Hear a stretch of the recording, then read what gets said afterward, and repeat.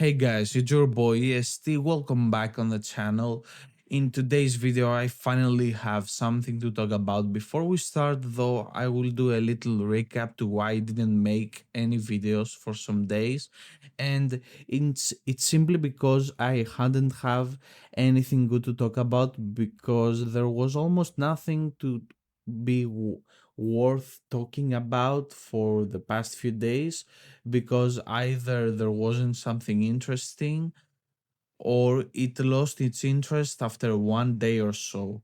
I really had a hard time finding a subject to talk about, and today I'm gonna talk about some changes at BO7 at the BO7 perk system and also give my thoughts on it. And without further ado, let's get right into the video.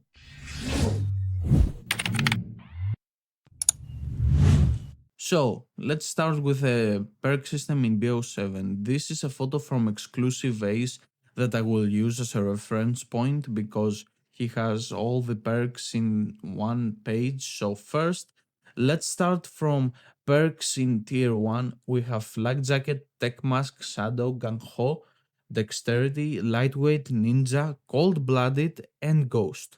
There has been some adjustments to some perks in the game. For example, Gung Ho you can fire while sprinting, so I'm guessing that it will be like BO4 to where if you were aiming and shooting, you moved at a slower pace than normal. For the dexterity perk, the only change is that you can full ADS while slide or dive and or wall jumping.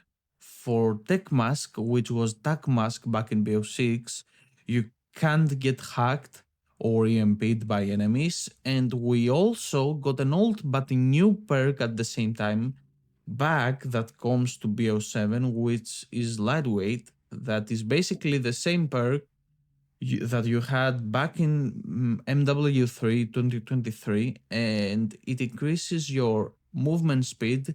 You can jump, slide, and dive further, and you have faster recovery rate.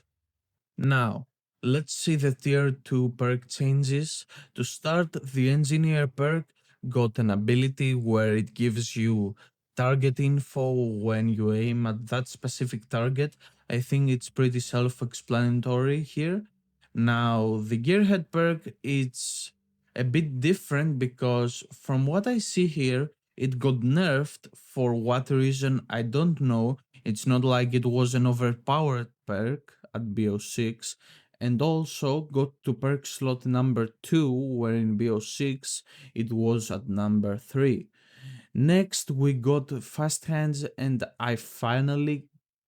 it finally got the buff that all players wanted to be able to not only make fast changes between your primary and secondary weapon, but also to have the ability to reload faster.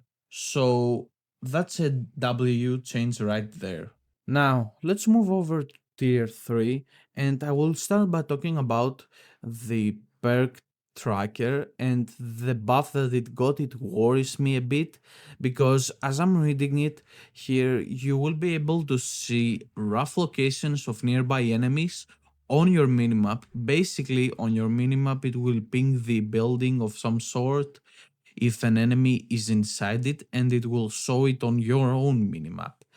This particular change worries me because it will make it difficult to run any other perk if all the enemy team has that perk, and they will be able to know where you are on the map and in what building you are in. I think this is a pretty bad thing if they don't have a countermeasure for it, at least.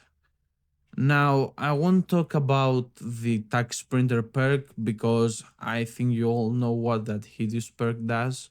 It gives you like tag sprint, it's not like something new. But I will talk about the perk looper because I can't understand Treyarch why they don't keep the ability to loop streaks in every Call of Duty. and not only Treyarch, the other companies as well, why they don't keep the ability to loop streaks a basic mechanic at every Call of Duty. Like, I cannot understand it. Okay, but either way, let's not get out of context here. The fact that the ability to loop streaks comes as a perk and not as a standard thing, as a gaming as a standard game mechanic, really pisses me off. But at least it comes back better than, at least it's better than nothing. Am I right? So now I will talk about a new feature that they are introducing. Well, not exactly new, but a new opportunity for the players to keep interest in the game and also find new playstyles.